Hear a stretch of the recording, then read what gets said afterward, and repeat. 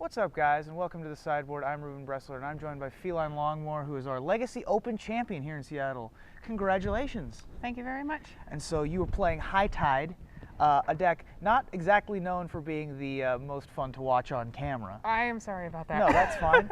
I actually told them, don't put me on camera. I get nervous, and I know you guys don't like it. We are fine with not putting High Tide on camera most of the time, but you were able to take down this tournament where you met Junk in the finals, not the hardest matchup you've had to face during the day. Yeah, when I sat down across from that list and I read it, I realized with no counterspells, it would be favored, but I also know that because my opponent was second, that it wasn't going to be a pushover either. Sure, you and he did have quite a couple of counterspells in game one where it was looking like you might have some trouble, but you managed to draw a High Tide in a time spiral and win it from there. Yeah, as far as game one goes, I kept it because it had 4 lands. I know they had discard, and it did look bad. And then I got lucky with not 1 but 2 top decks in a row. It happens sometimes. I got the High Tide, and then I got the Time Spiral, and I was just like, awesome. Yep. I mean, cool. It's questionable to keep a hand like that. I realize that, but I'm kind of strict on mulliganing into something that's worse, and I know that statistically, if you have more lands in your hand, you're likely to draw more, but I also know that, that's your not guaranteed. semifinals opponent was Rug Delver, and that's a significantly harder matchup. That's one of the natural predators of High Tide. How was that match? And you beat him 2-0. Yeah, well, game one, my opponent made a mistake. Sure. I mean, it was just one of those games where we were really intense, and it was essentially, we weren't going to mess up. It was, playing it was whoever's going to make the first mistake. And when it got to the point to where I did a Flusterstorm to defend myself, they casted a Force of Will against it, and I didn't even realize what they did, and they didn't either. Sure. And I asked, what are you targeting? And then all of a sudden I went, oh. And then I backed off, and then he asked the judge, and it was already casted. And sure.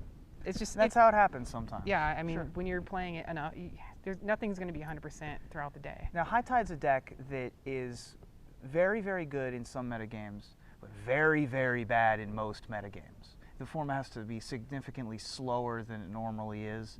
How is the what did you see in the metagame that sort of pointed you in that direction? Well, the reason why I played the deck wasn't because of that. The reason why, if I was playing a deck based on the metagame, based on I wanted to win, I wouldn't be playing High Tide, honestly. Sure. The reason why I played it is because I'm crazy. Sure, because you just like to play High Tide. I love the deck. I've played the crud out of it. I steered it so that most lists will not run 1 main deck turnabout and 1 main deck meditate. They'll run a little more. Right. But I squeezed in a Snap and a Wipe Away main deck. To be more control-y. Yes, and I do 3 main deck Flusterstorms. I love Flusterstorm. Yeah, Flusterstorm's a really good addition to that. You also you got rid of all the brain freezes. The reason why is because once you play 17 spells, I'm probably winning. I'm willing to take a minute or two to make it a Blue Sun Zenith instead. It gives me a free card in my sideboard slot, and I also don't want to risk somebody could be playing goblins in game 2. They have an Emrakul on their sideboard because they don't think I'll see it coming, and I brain freeze them, and then they do that, and I'm like, oh great. Yeah. So it's just one of those things. It's just a lesson in you don't need. It's like the blue-green Enchantress deck used to run like an Emrakul. You don't actually need that. You just run your actual game plan, focus a little more, and you got a whole other sideboard slot. Yeah, so it personal preferences come into play too. It's that's just how I feel about it. I mean, I'm not saying it's bad to run brain freeze. It's most lists, if you look at it, like I think 90% of the lists that have had success run brain freeze. Now you were mentioning that you're probably going to write a tournament report. Oh, of course. I have it the last 2, and I definitely will. And so if people want to look up the tournament report, where would they go? Am I allowed to advertise those 2 websites? Yeah, absolutely. The Source and MTG Salvation are the 2 places I go the most because they are the most active forums for Legacy Type 1.5, and that's, if you have an interest in that, I probably won't be posted tonight. It'll take a little bit, but just check in throughout the week. I'm pretty sure within a couple days, 3 days or so, it should be on there. Excellent. Well, I look forward to it, and once again, congratulations. Thank you. And that's going to be it from the sideboard here at Star City Games Seattle. We're going to toss it back to the booth with P. Sully and Seti P. One last time, thanks for joining us, and we'll see you later.